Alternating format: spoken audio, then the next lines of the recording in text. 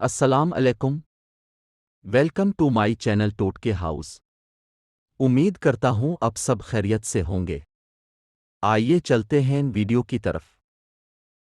گھر یا لوٹو ٹکے ادرک اور لہسن کو محفوظ کرنے کے لیے ادرک اور لہسن کو فرائی کر کے اسی تیل میں محفوظ کر لیں، خراب نہیں ہوں گے۔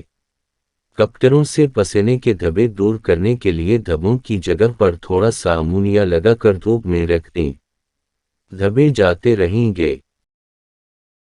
پھول نہ صرف خوبصورتی کی علامت ہوتے ہیں بلکہ طبیعت میں تازگی و بشاشت پیدا کرتے ہیں۔ انہیں زیادہ دیر تک تر و تازہ رکھنے کے لیے گلدان میں ڈالے گئے پانی میں صابن یا اس کا ٹکڑے ڈال دیں۔ سردی لگ جانے کی صورت میں شہد کا استعمال تریاق کی حیثیت رکھتا ہے۔ یہ سردی لگنے کے مضر اثرات سے تو بچاتا ہی ہے، جسم میں چونے کی کمی کو پورا کرتا ہے، کمزور ہڈیوں اور دانتوں کو مضبوط بھی بناتا ہے۔ گلے کی سوزش ختم کرنے کے لیے ذرا سی گلیسرین اور شہد پاؤ بھر دودھ میں ملا کر پی لیں، فوراً افاقہ ہوگا۔ اس کے علاوہ پاؤ بھر پانی میں شہد ملا کر نیم گرم کر کے غرارے کریں، سوزش ختم ہو جائے گی۔ سیل لیک ہونے سے بچانے کے لیے ان کو چارجر میں رکھتے وقت آخری سیل کے ساتھ کاغذ کا ٹکڑا رکھ دیں، سیل لیک نہیں ہوں گے۔ فرش دھونے سے پہلے پانی میں نمک ملا لیں، کیڑے اور مکھیاں نہیں آئیں گی۔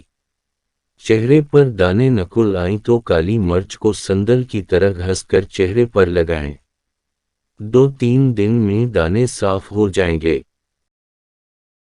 ایلومینیم کی کڑھائی گھی وغیرہ جل جانے سے بدشکل ہو جاتے ہیں، اسے صاف کرنے کے لیے ریگ مال کا استعمال کریں۔ سردیوں کے موسم میں اکثر ناریل کا تیل جم جاتا ہے، اس میں 8 سے 10 قطرے کیسٹر آئل کے ملا لیں، تیل نہیں جمے گا۔ انڈے کا پانی تیار کرنا: 2 تازہ انڈوں کی سفیدی کو آدھا سیر صاف پانی میں ملائیں اور ذائقے کے لیے قدرے نمک اور چینی ملائیں۔ جن بچوں یا مریضوں کو کوئی غذا ہضم نہ ہو انہیں یہ پانی دیا جاتا ہے۔ پنجاب میں موسم گرما میں آلو اکثر میٹھے ملتے ہیں اور سالن بد ذائقہ پکتا ہے۔ اس کے لیے آلو کاٹ کر ان میں خوب نمک، لہسن اور سرکہ لگا کر رکھ دیں، 1 گھنٹہ بعد سالن پکائیں۔ آلو مزیدار بھی ہوں گے اور کھلیں گے بھی نہیں۔ گوندے ہوئے آٹے پر ہر طرف گھی کی بہت ہلکی سی تہ چڑھا دیں تو آٹے کا خمیر نہ اٹھے گا، کیونکہ خمیر پیدا کرنے والے جراثیم بیکٹیریا چکنائی کی تہ کی وجہ سے آٹے کے مسامات میں داخل نہ ہو سکیں گے اور آٹے کا خمیر نہ ہٹ سکے گا۔ آٹے میں سرسری آئے تو آٹے میں نمک ڈال کر رکھ دیں، 1 کلو آٹے میں آدھا چمچہ نمک ڈالیں اور گوندتے وقت نہ ڈالیں۔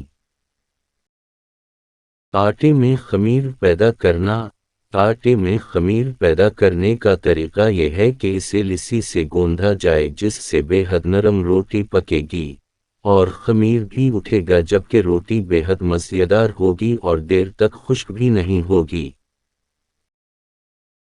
ہر کوئی سمجھتا ہے کہ اگر بال سفید ہو جائیں تو پھر انہیں سیاہ نہیں کیا جا سکتا اور اس لیے لوگ مختلف طرح کے ہیئر کلر استعمال کرتے ہیں، لیکن آج ہم آپ کو سفید بالوں کو دوبارہ کالا کرنے کا آسان ترین نسخہ بتاتے ہیں۔